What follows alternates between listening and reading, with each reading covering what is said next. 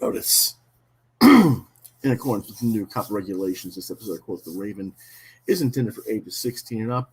While some of the content we will feature is sometimes kid-friendly, the context of the episode is to address adults and inform them of said content within the research as consumers in service of their youth. In other words, parents, grandparents, aunts, uncles, librarians, teachers, etc. There is the possibility of adult language present on the episode as well. Rated TV 16 and up. Hello, everyone. Welcome once again to another edition of Quoth the Raven, Lewis Bright Raven. I'm your host, Lewis Bright Raven. As you can see, I've got my setup a little bit further back today. My art table on the right side of me is out extended further than it usually is. That's why you can see the microwave and other stuff in the background. I didn't realize that was what was showing in the camera.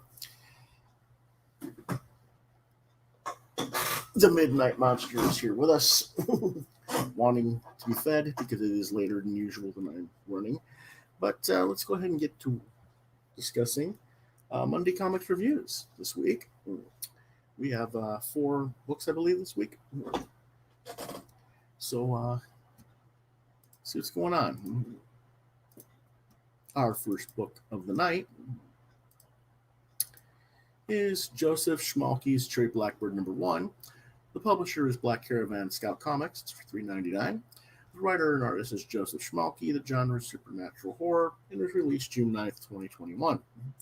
What it's about: rock star Cherry Blackbird sold her soul for fame. Now at the age of 26, time is running short. The day she turns 27, she'll be dragged to hell. But Cherry is not one to go quietly. The devil tasks her with collecting 7 demonic souls that have escaped the abyss. If she can do this before her next birthday, she'll be released from her infernal pact and spared eternal damnation. So basically, we have a story about a rock star demon bounty hunter trying to get out of her own pact with the devil.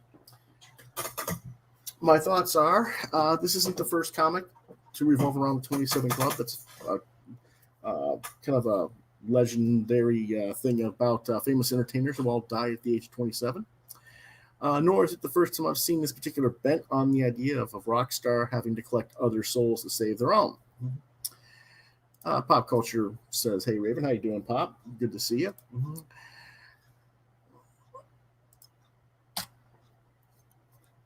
The devil says they're already damn souls who have escaped hell. He's the devil, Lord of Lies. We really don't really know who or what she's going to be potentially going after. I don't know. Kind of, we'll wait and see, maybe. Then again, probably not for me, but we'll go on with this. Luckily for Cherry, though, her bass player and ex-girlfriend, Sunny, at least that's the only name I saw in the script for her, should have been named much sooner in the book than she was. She knows a voodoo mage who got out of the devil's grip ages before, and so Cherry is about to get schooled Rockstar Jedi style. Honestly, it's not that great a comic. Maybe it'll get better. Maybe it won't. If you're a fan of Schmalke's other work for Scout in the past, such as Electric Black or Phantom Star Killer, then this book will interest you. If you're not that familiar with his work, then honestly, I would recommend passing on it and looking for the 2011 comics miniseries from Image called 27, written by Charles Soule instead. Like I said, this concept is not new in any way, shape, or form. It's a mature reader's book, 18 plus only. They even had to polybag it so kids wouldn't accidentally open it and see the sex, gore, and other stuff that is in the story. Truth be told, I was not impressed by it, although none of it was so horrifically bad or anything like that. I mean, it all suited the story. It was just, I don't want to discuss exactly or show some of the art, to be honest. It suits what's going on, but it's not, again, it's not for kids. It's not even really for teenagers. It's definitely a mature reader's thing. And if that's not your thing, where you see a lot of nudity and you see a lot of pretty grotesque stuff, then it's probably not your bag. A couple weeks ago, I reviewed Ed Pisker's Red Room, and I said, really not my bag. The difference between Pisker and Schmalke is Pisker's art is like a million times better. So I don't mind giving him Pisker 3.5 to 4 stars. but this book only gets a 2. Yeah, I know you met Schmalke this weekend. And again, I don't think Joseph's a bad guy. I don't think his art is terrible necessarily. I just, this particular book was not my thing more than anything else. You know, I probably, if his art was a little bit better quality in the book, I'd probably give it a higher rating than I have. But story content, it just isn't anything that really stands out as anything new or innovative to me.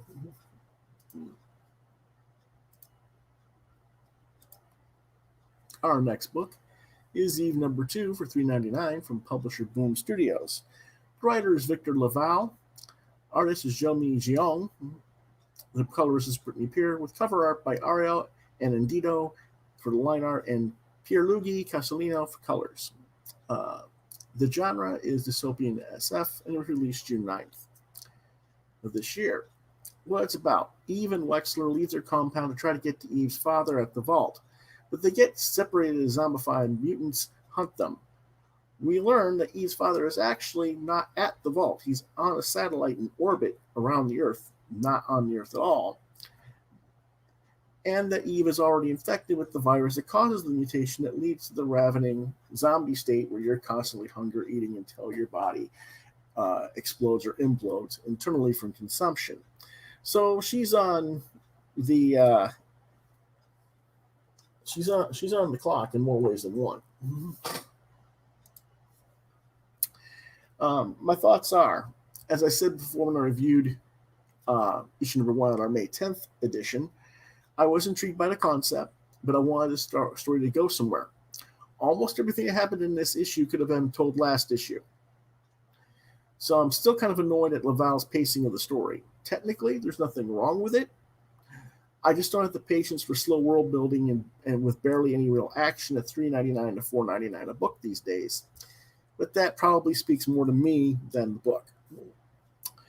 The reveal makes sense. All the action, Wexler fending off zombified mutants while Eve escapes, is really only in 4 pages of a 24-page story. Everything else is frankly more info dump. Now, it's interesting info dump, and it does pertain to what's going on, and it is more or less re-educating Eve as we, the audience, are being told the story of the history of the Earth and why it is how it is. But we're really lacking any real emotional reaction from her, and there just doesn't seem to be any legitimate threat to Eve. I would have liked to have had shown or had them show Eve fight off at least one of the mutant zombies, rather than Wexler just, take them all on by himself. Or, maybe because there's like dozens of these things supposedly in the water chasing them. I would think that, one of them would get past Wexler and just keep following her, or something, It just didn't happen, and I think it should have. Like I said, they all stupidly chase Wexler when he attacks them. It seems to me that there were more than enough to keep him occupied, but it is what it is. The cliffhanger of the episode is now she's come across a new group of individuals who outnumber her. She doesn't have Wexler with them because we don't know if the zombies actually got him or not, because he's not a human, he's a robot. And his comm link signal has stopped. So maybe Wexler's in danger, but it doesn't seem to me that Eve is in danger just yet, because we really don't know who this new group is. They may or may not be a threat to her. Won't know until next issue. So far, it's okay as a story, but it's really not living up to my expectations, and I'm really sad about that because I really wanted to like this book. It is recommended for ages 13 and up. It is 3 out of 5 stars. It's an average middling book. Let's take a look at some of the artwork. This is them getting on the boat.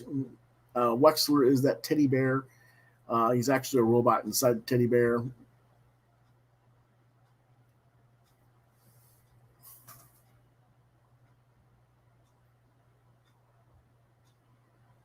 And the art is pretty cool. Here they are. You see one drop in Then you see 1, 2, 3, 4, 5, 6, 7 of them drop in. That's 8 of these things. I'm pretty sure that one of them could have gotten by Wexler.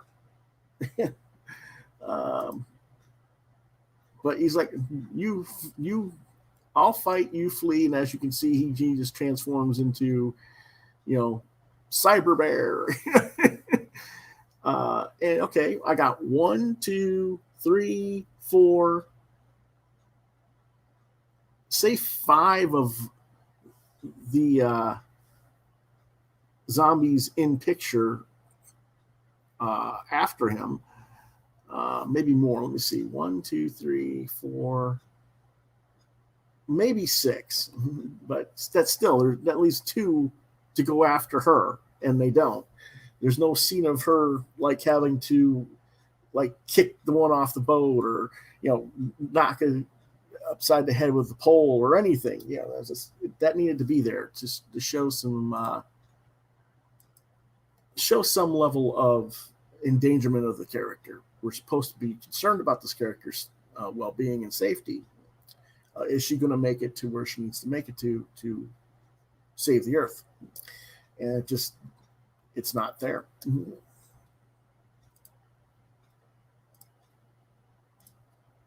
Our next book is Far Sector number 12 of 12, final issue, $3.99 from DC Comics.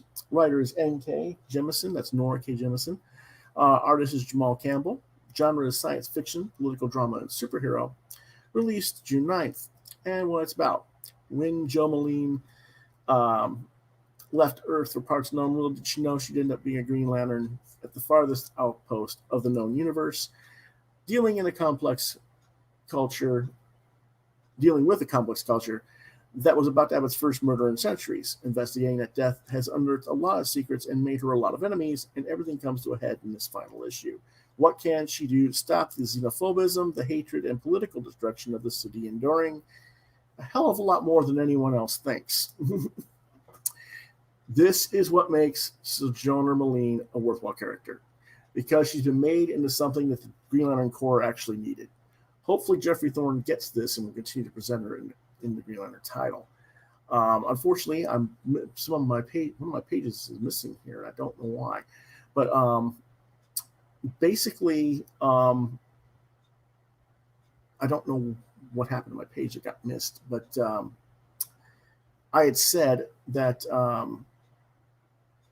instead of being a space cowboy that just goes in guns blazing, battle tested BS that Hal Jordan and Guy Gardner and Kyle Rayner and pretty much all the Green Lanterns do, she uses her brains and talks the enemy down and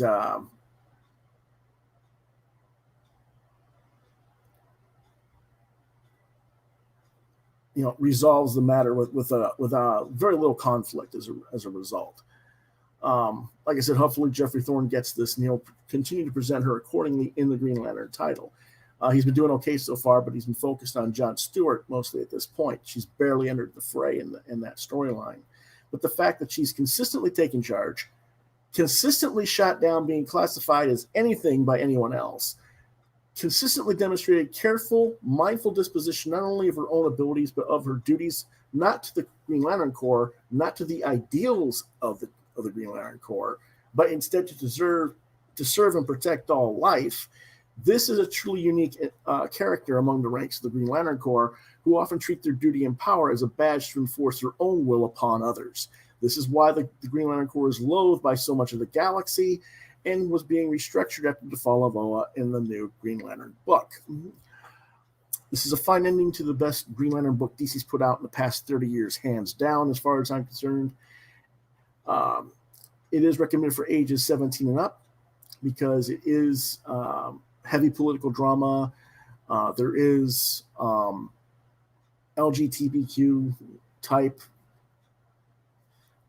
content in the series, but it's for people who actually have a brain, as far as I'm concerned, that functions right. I give it 4.5 out of 5. I showed you this is the first cover. I'll go back. This is the lead cover, and this was the alternate cover.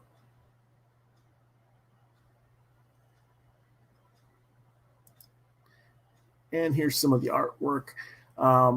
She is broken into one of the lead battleships. Her power ring is pretty much shot. So she's like confronting the lead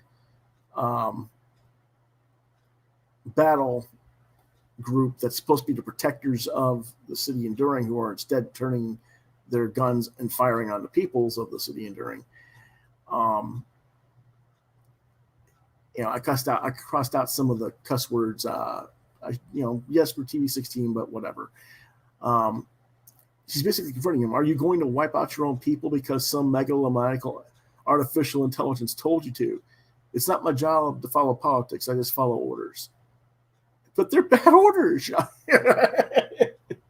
And she basically explains that, groups like the GLC, and when she was a cop, and that what Marek, the leader of this group, are doing,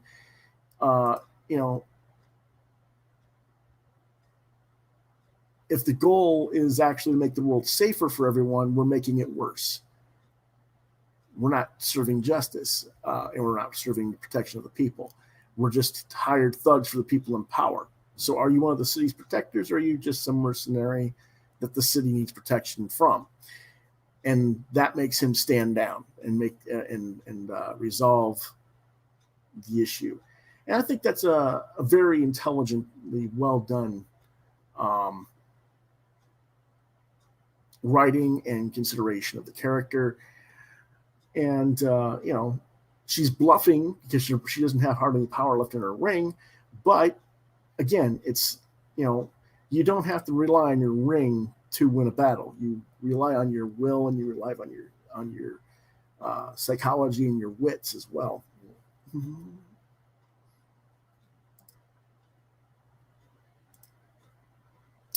Yes, it will be collected in trade paperback, I'm sure. It has to be.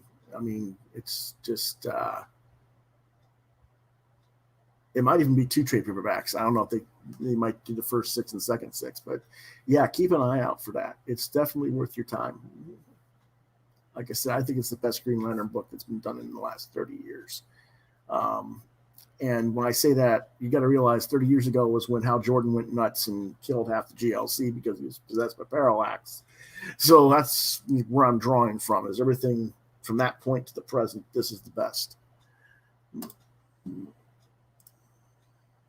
Our next book is Something is Killing the Children, Volume 3, trade paperback for $14.99.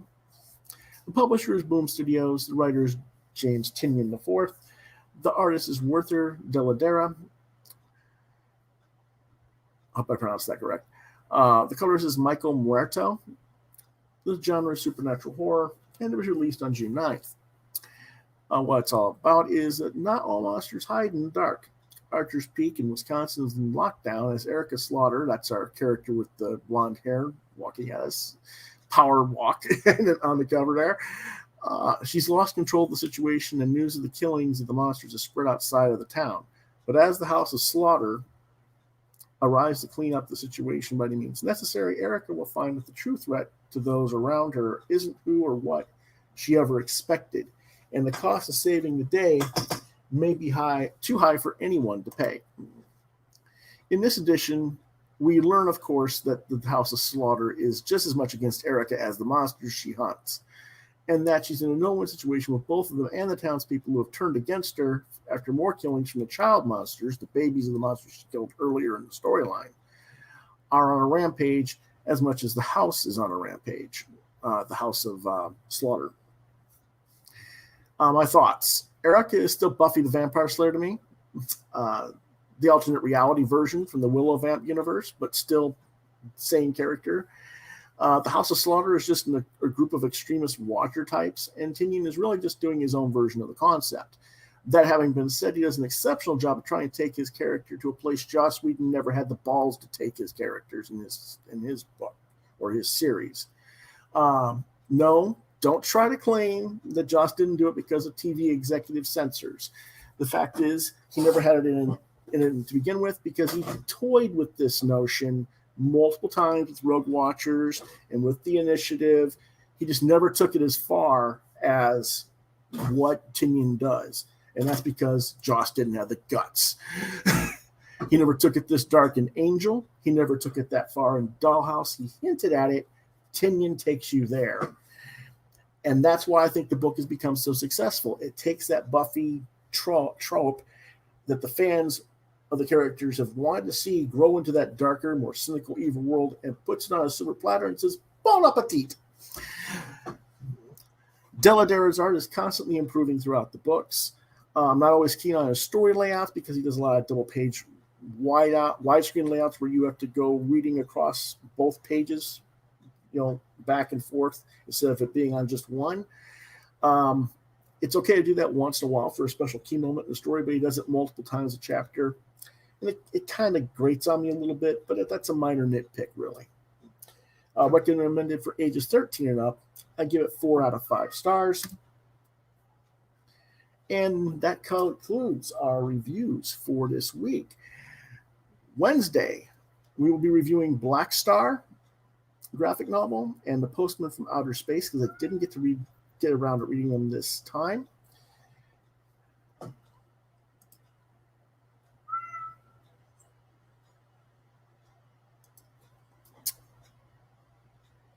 Yeah, Something Killing Children is massively successful. It's gone into I don't know how many printings. It's a huge amount. It's Boom's biggest successful book, possibly in their entire run as a publisher, certainly currently.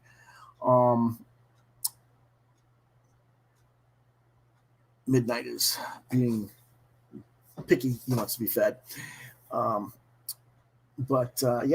They're definitely going up almost as soon as they come off the shelves. That's why I went trades, because I wasn't necessarily interested in singles initially. But I realized that, sorry about this, I got to get this camera down there. There we go. That's better. I realized that there was something there worth checking out, so I did, and I was pleasantly surprised. There's that. I heard about Ned Beatty passing away as well. Everybody goes at some time.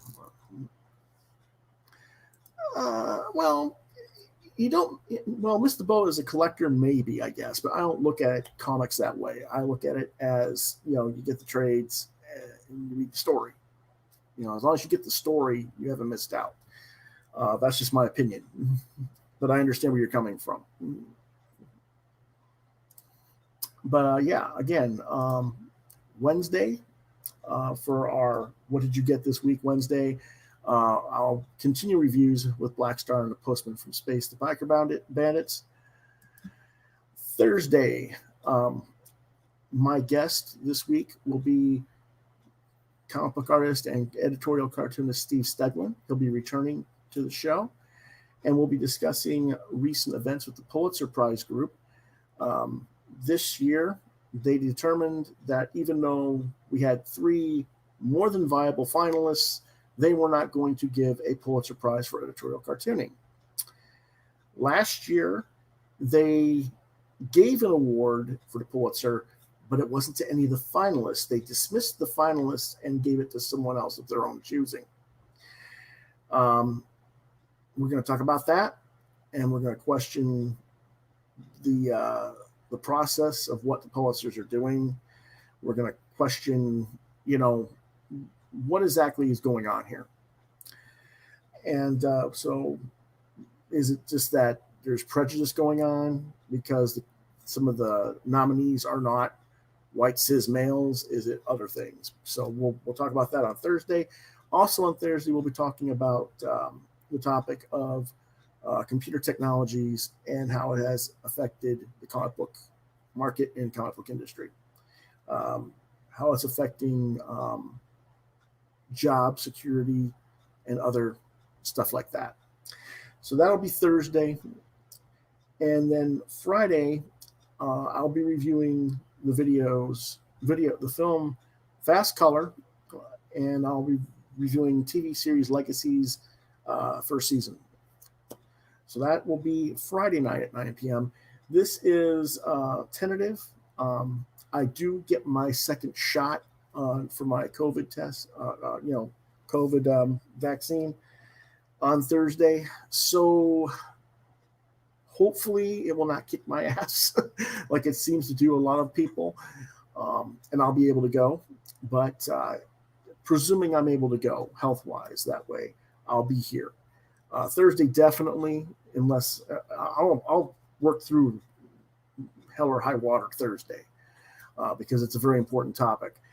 But Friday, I might not because depending on how I feel on that second jab.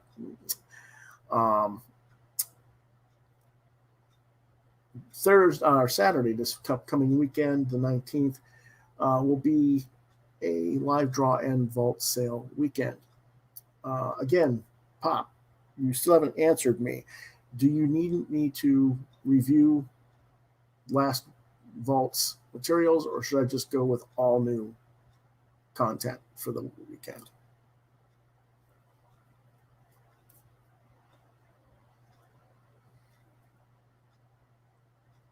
Because I'm kind of like, because you weren't here that last time, because you got your jab of COVID vaccine and did not feel well.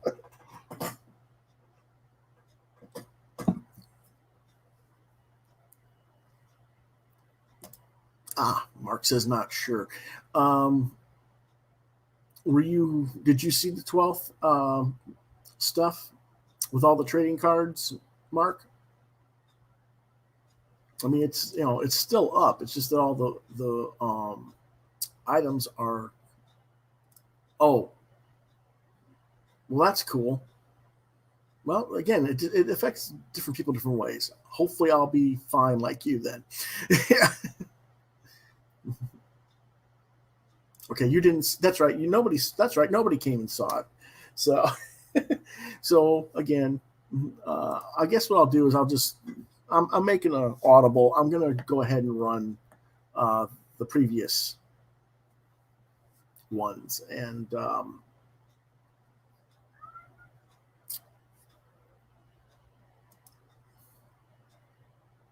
well, the thing is, if I do that, if you rerun the stuff, I've still got it closed. You really can't order it. That's what I'm saying. I guess, if you're hitting another show, we'll see. I don't know. But like I said, I'll call an audible. I'll go ahead and run some of that stuff back again a second time, and then I'll do additional stuff because that'll make it run longer and I don't have to worry about it as much. But Mark says he got his shot 2 months ago. Well, I didn't have that option at the time. At that time, that was when my dad was getting his, and I forget, you had to wait 3 weeks between shots and other things, and it was like just getting to one where they had it available to me wasn't really ready until end of May for me, unfortunately. But hopefully I'll be okay with it.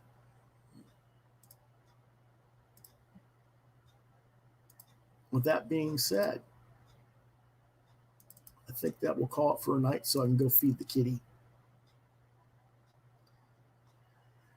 So if you want to talk to me, reach out to me at Lewis.BrightRaven on Facebook, on Twitter, at LewisBrightRave2. I don't usually check the Twitter that much, but when I do, I prefer you try to get me at Facebook, but if you can't, I do check Twitter occasionally. You want to look at my artwork, deviantart.com/BrightRaven. You're watching Quoth the Raven, Lewis Bright Raven on YouTube.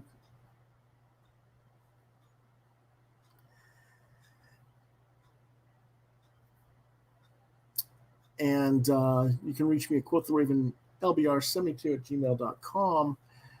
If you have questions, that's the best way to reach me via email. Pop Culture Ranger says, no one wearing a mask at show this past weekend. Yeah, I'm kind of expecting that.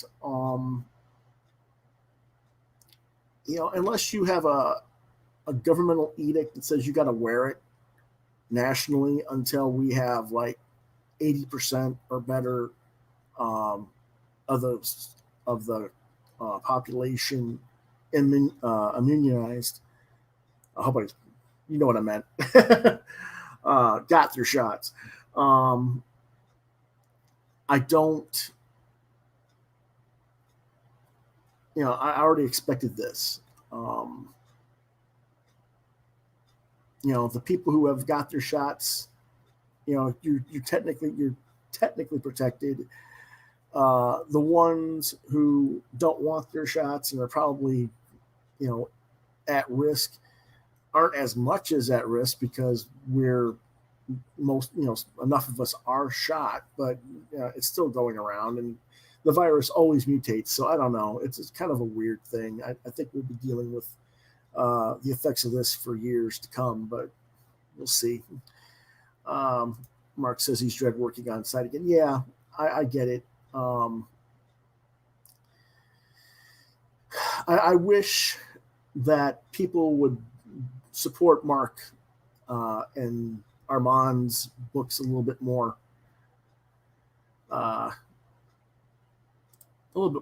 So that he wouldn't have to do that kind of work anymore. He could just do his comics.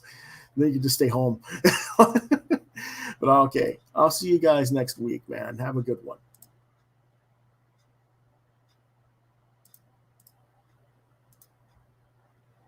Again, what'd you get this week? Wednesday, Thursdays, and Fridays. I told you what's up. I told you what's going on with the live draw. So we will see you next time. Have a good night.